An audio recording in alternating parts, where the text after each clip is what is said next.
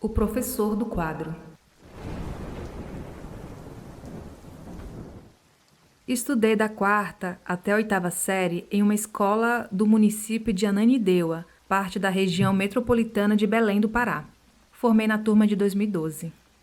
Acredito que eu estava na sétima série quando escutei, narrado pela merendeira, esse relato que irei contar. Em uma tarde, saí da sala enquanto a aula acontecia e fui até o bebedouro tomar um pouco de água. Chegando lá, escutei a merendeira conversando com o inspetor dos corredores. Aparentemente, eles já estavam falando de coisas sobrenaturais há mais tempo, pois, quando eu cheguei, ela mencionava que teve outra vez que... e começou a relatar para o porteiro, enquanto eu enrolava com a água para ouvir a história toda. A merendeira disse que, há algum tempo, um técnico de ar-condicionado tinha ido até a escola para realizar um conserto em um dos aparelhos de ar. Ele pediu para ir até o banheiro. Prontamente, a merendeira o levou até o banheiro dos professores, que ficava, e ainda fica, ao lado da sala da direção. Quando chegou perto, deixou o homem lá e foi fazer outra coisa. Quando voltou, o homem já estava saindo do banheiro e comentou com ela o ocorrido. Disse que quando tentou entrar no banheiro, sentiu a porta prender por dentro, como se tivesse alguém segurando a maçaneta. Ele então esperou, quando, em seguida, saiu um homem do banheiro, vestido de roupas sociais, com um bigode grande e óculos. O homem saiu falando para o técnico. O senhor não tem educação, não? O técnico ficou sem graça, mas apenas entrou no banheiro.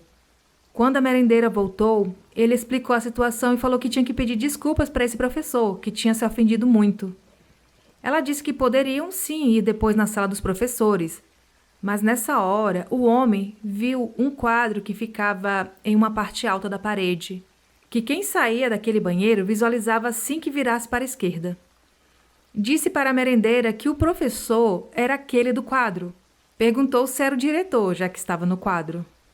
A merendeira disse que aquilo não era possível porque aquele homem do quadro era o professor qual o nome da escola o homenageava, e ele já havia morrido há muito tempo. Nem mesmo chegou a frequentar aquela escola que foi inaugurada depois de sua morte. A merendeira então contou que o técnico ficou tão assustado que pediu para remarcar o serviço.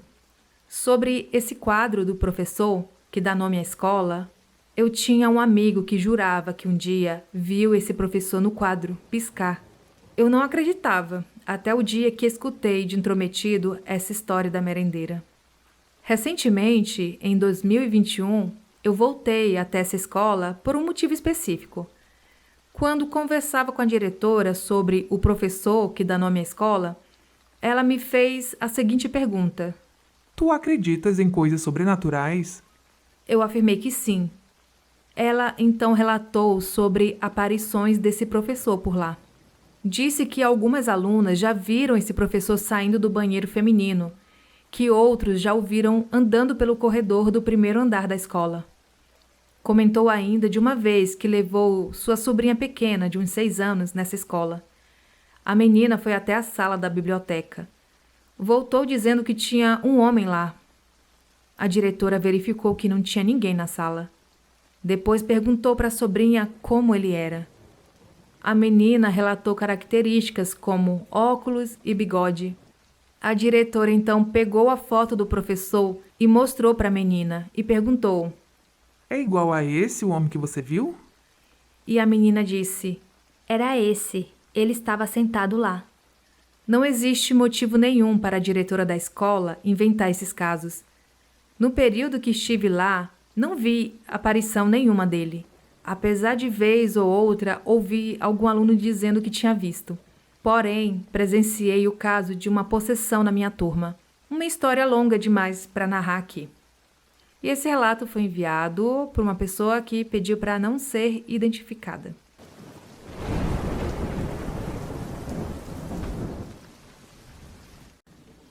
A simpatia. Meu avô, atualmente, está com 88 anos e desde que eu era pequena ele conta essa história para mim e para meus irmãos. muitas vezes em volta da fogueira que meu pai fazia no quintal. Dentre as muitas histórias assombradas, tem uma que meu avô conta até hoje, que não é necessariamente assombrada, mas é bem estranha e sobrenatural. Bom, quando meu avô tinha 17 para 18 anos, ele morava com seus pais e mais um irmão, uns 5 anos mais novo que ele. Moravam em Sorocaba, São Paulo. Ele conta que passavam muita necessidade e viviam muitas vezes com a ajuda dos vizinhos. Os pais do meu avô, os meus bisavós, trabalhavam na lavoura, mas tudo era muito precário. A minha bisavó sabia costurar muito bem e, quando tinha encomenda, ajudava muito nas despesas. Mas quando a máquina de costura quebrava, as coisas ficavam mais difíceis. E meu bisavô arrendava terras para trabalhar para outros senhores, mas ganhava pouco e tudo era muito difícil. Em certo dia, uma mulher estranha parou um carro na frente da propriedade e chamou os meus bisavós. Ela queria comprar frutas e legumes que eles armazenavam da roça. A mulher comprou tanta coisa que praticamente esvaziou tudo que meus bisavós tinham. E eles ficaram muito felizes, pois o dinheiro que conseguiram iria quebrar um galho naquele ano. Mas algo os intrigou. Antes de sair, aquela mulher deixou um envelope grande em cima da mesa. A minha bisa pegou o envelope e nele estava escrito bem grande: "Não esqueci, deixei para você. Faça bom uso." Minha bisavó leu aquilo e não entendeu nada, achando que talvez pudesse ser dinheiro. E ao abrir o envelope, ela viu que não se tratava de dinheiro, e sim de várias folhas de caderno com uma simpatia escrita à mão que deveria ser seguida à risca, com o objetivo de realizar qualquer desejo. Quando ela mostrou aquilo para o meu bisavô, que nem sabia ler, ele foi ouvindo as primeiras linhas e interrompeu a minha bisavó dizendo: "Joga isso fora agora. Isso deve ser coisa do demônio." Minha bisavó juntou tudo e disse que iria queimar. Mas, ao chegar lá fora, com o fósforo e o envelope nas mãos, algo falou na mente dela como se fosse alguém ao seu lado, com uma voz muito forte: "Não se livre disso. Siga os passos e realize seus desejos." Ela não conseguiu queimar aquilo e foi fortemente tentada a seguir aquele ritual. Ela acreditou que poderia ter sido algum ser iluminado que deixou aquilo para ela.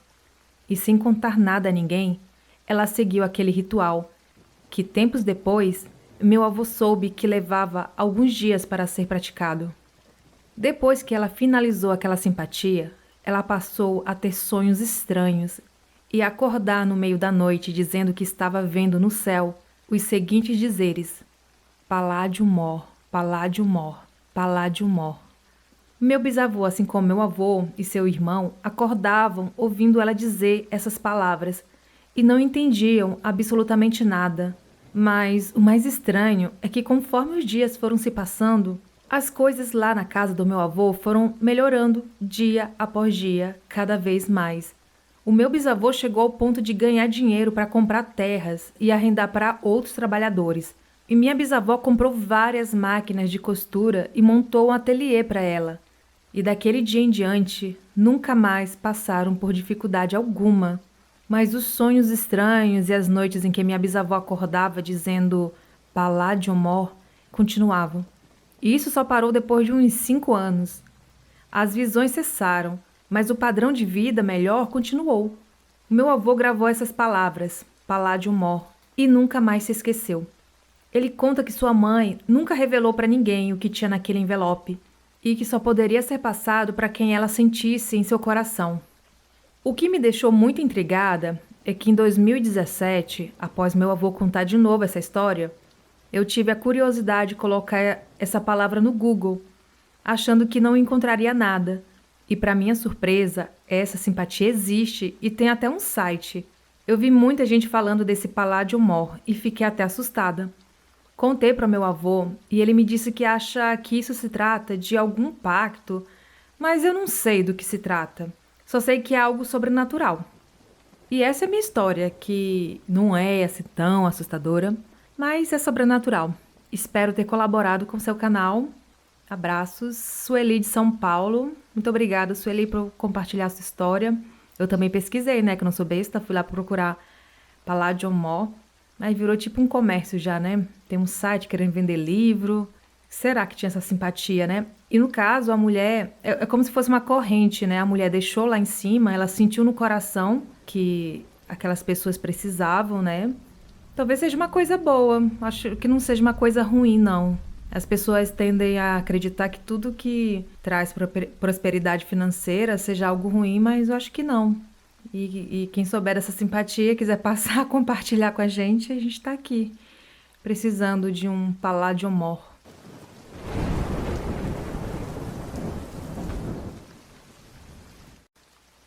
Bom, vou ler para vocês 2 relatos, micro-relatos, que eu recebi.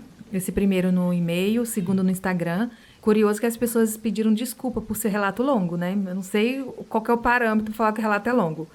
Mas vamos lá, esse primeiro aqui. Por volta de 2016, era comum eu acordar de madrugada e algo não me deixava mais dormir pelo resto da noite. Certa vez acordei e fiquei encarando a porta do meu quarto e vi um vulto correndo para o cômodo ao lado. Foi muito estranho, pois sou filha única e meus pais estavam dormindo.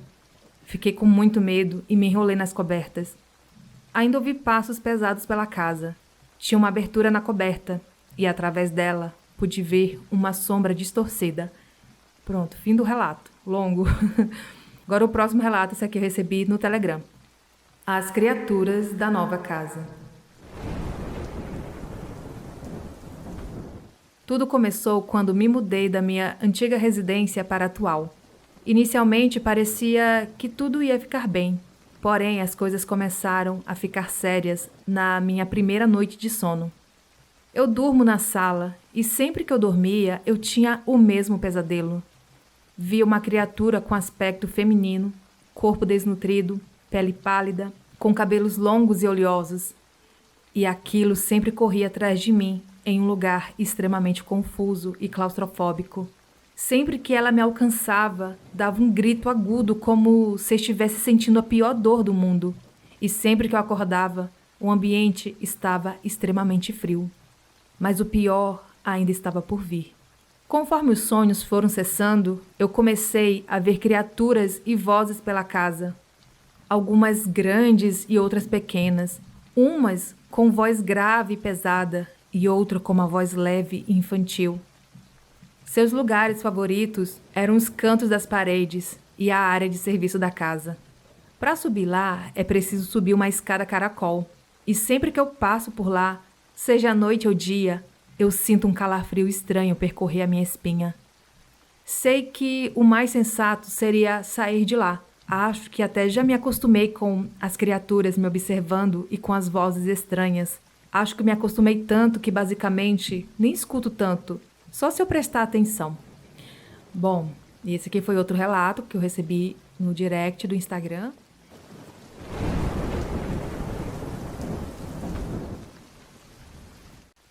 Eu vi o lobisomem.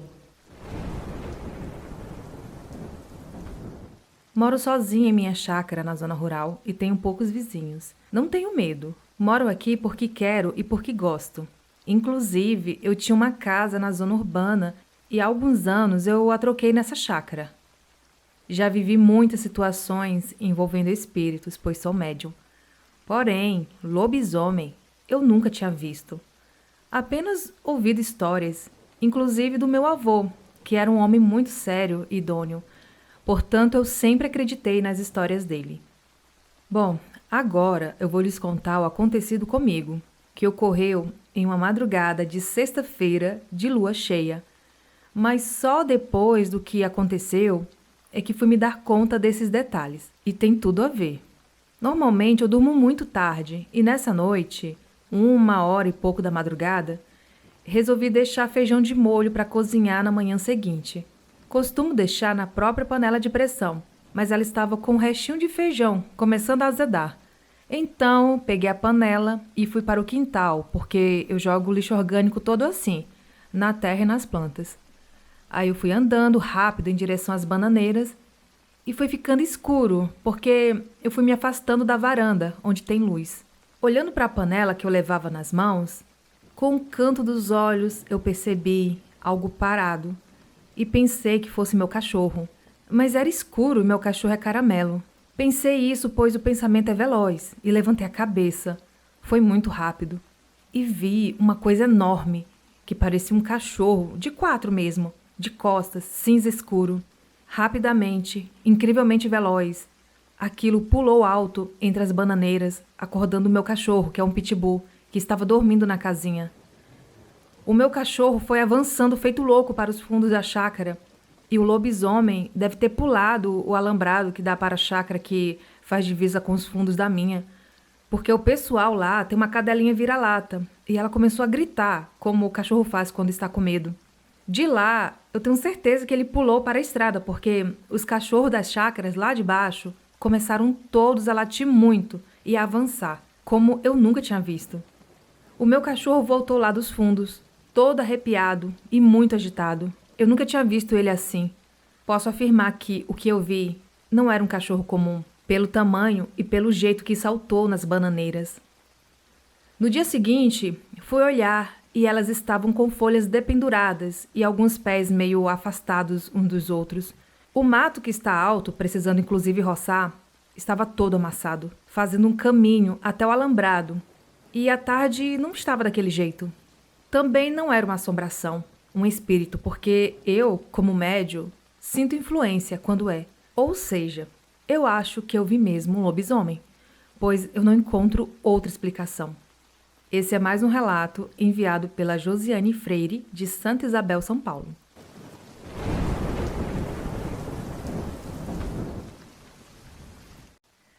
Meu nome é Giovana, atualmente tenho 16 anos, mas quando esses relatos aconteceram, eu tinha entre 2 e 10 anos. Não tenho lembranças completas dos relatos de quando era mais nova, então o que vou enviar são os detalhes que minha mãe me contou. Uma pequena introdução. Algumas pessoas afirmam que há a possibilidade de se tornar mais sensível a algumas energias após experiências de quase morte. Quando eu era bebê, fui encontrada quase morta algumas vezes pelos meus pais, em decorrência de um problema no pulmão. Eu teria uma irmã que nasceu na década de 80, mas que faleceu em decorrência da mesma doença que eu tinha. Graças a Deus, quando aconteceu comigo, havia tecnologia suficiente para que eu fosse tratada e nunca mais sofri com isso. Agora vamos aos relatos. Pode limpar meu túmulo?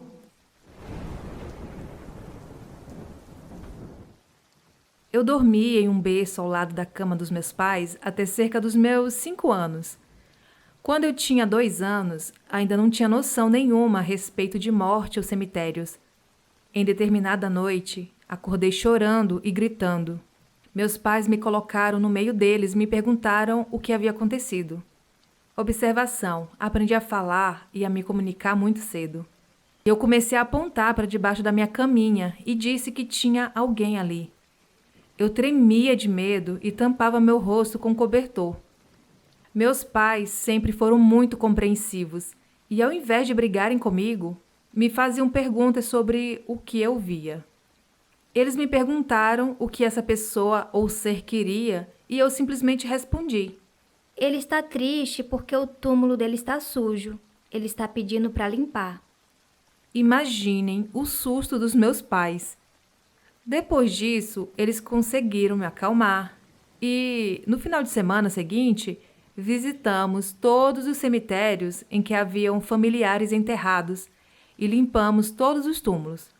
De acordo com a minha mãe, estavam realmente bem sujos. Ao fim do dia, chegamos em casa e meu pai estava no banheiro, lavando as mãos. Antes que ele pudesse sair, eu o segurei e pedi para ele não passar pela porta. Ele perguntou a razão e eu expliquei. Poxa, papai, você não está vendo que ele está aqui?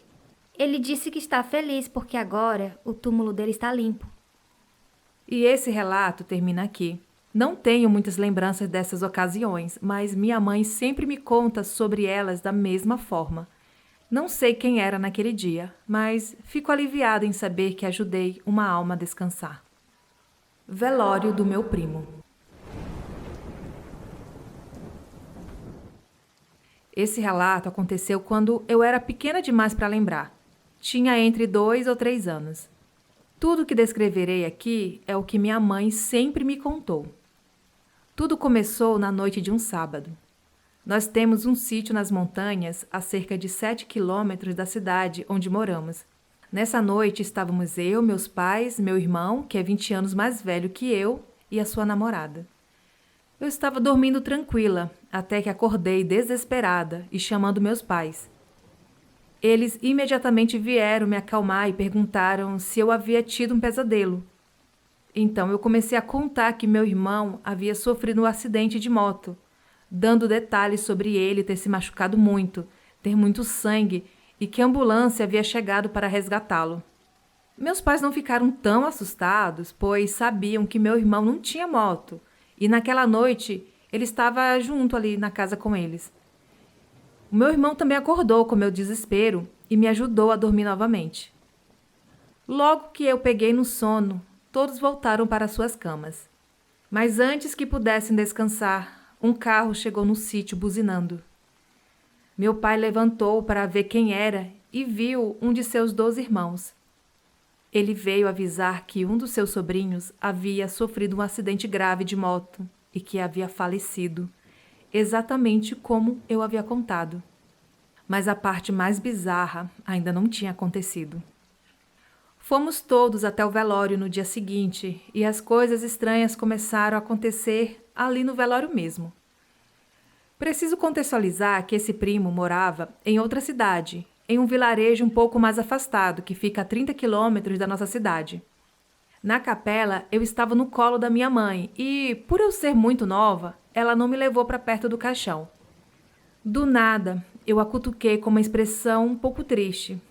Mãe, tem um moço aqui pedindo ajuda. Ele tá chamando o tio Léo e a tia Preta.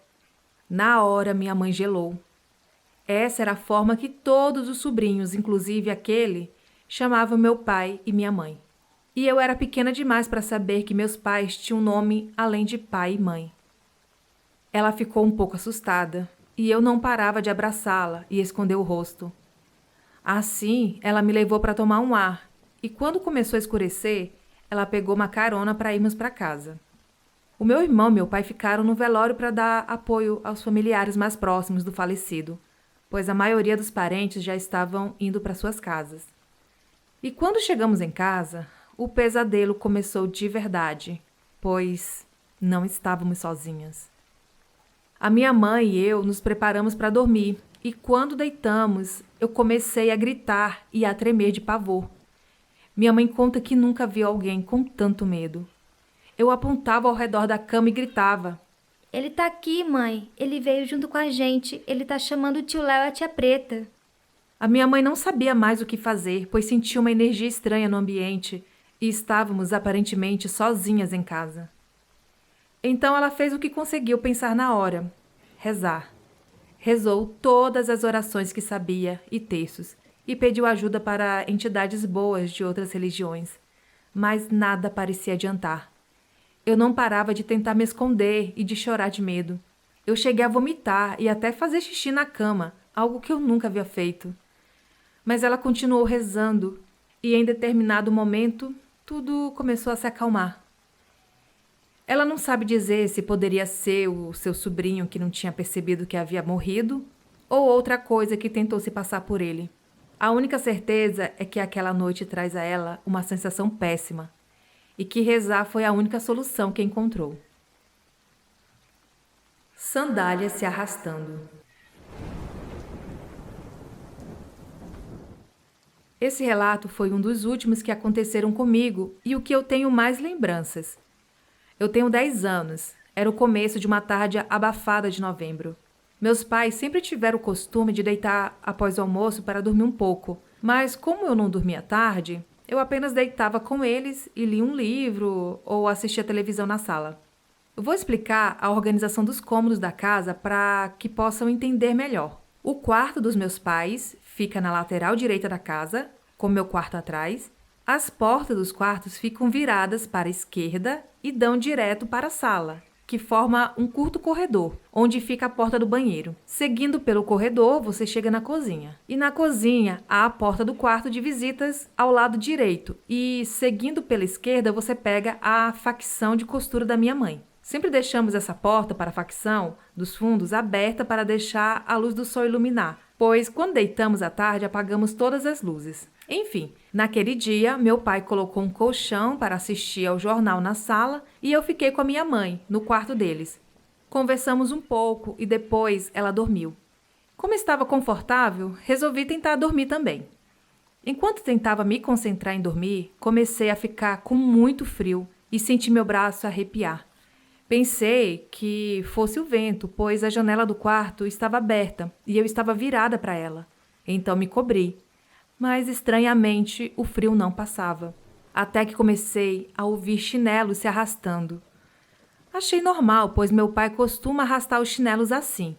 Mas comecei a prestar mais atenção aos sons e ainda consegui ouvir meu pai roncando na sala. Achei esquisito, pois também não ouvi minha mãe se levantar. Me virei para a porta e me sentei na cama. Consegui ver um idoso, um pouco calvo e os poucos cabelos que ele tinha eram brancos. Usava uma camisa de botões esverdeada, bermuda e aquelas sandálias de couro típicas dos senhores mais velhos. Curiosamente, não senti medo. Ele cruzou a sala andando devagar, com uma mão nas costas. Ele foi para a cozinha e virou em direção à luz que vinha dos fundos da casa. Quando ele andou mais um pouco, não consegui mais vê-lo por conta da parede do corredor. Então eu me levantei e corri até lá para ver quem era. Mas quando fiz a curva na cozinha, ele havia desaparecido. Eu fiquei muito confusa e achei que pudesse ser meu pai, pois ele era um pouco parecido, apesar do senhor ser mais baixo. Mas meu pai ainda estava dormindo. Acordei ele e perguntei se ele havia visto o homem que tinha passado pela sala e ele disse que não, que era coisa da minha cabeça. Quando minha mãe acordou, fiz a mesma pergunta a ela, mas ela disse que não tinha visto nada. Ela pediu para eu descrever o homem. E quando eu fiz isso, ela ficou espantada porque o meu avô paterno era exatamente assim e andava da mesma forma. Acontece que, como eu disse antes, meu irmão e eu temos uma grande diferença de idade. Isso porque eu nasci quando minha mãe tinha 42 anos e meu pai 49. Não conheci nenhum dos meus avós, pois todos já eram falecidos. Esse meu avô tinha câncer no estômago e, apesar de ser racista com a minha mãe às vezes, era ela quem cuidava dele. Ele morou na nossa casa nos seus últimos meses de vida, no quarto de visitas. Até que ele brigou com a minha mãe e foi para a casa de uma de suas filhas. Ela não cuidou bem dele e ele foi internado pouco tempo depois e logo faleceu. Ele gostava muito do meu irmão e do meu pai. Acredito que ele tenha ido fazer uma visita. Bom, e meus relatos são esses, são bem longos e olha que eu tentei resumir. Tenho mais alguns relatos, mas por enquanto estou enviando esses. E são os relatos enviados pela Giovana de As Curras, Santa Catarina. Nunca tinha ouvido falar nessa cidade. E obrigada, Giovana. Se tiver mais relatos, pode enviar.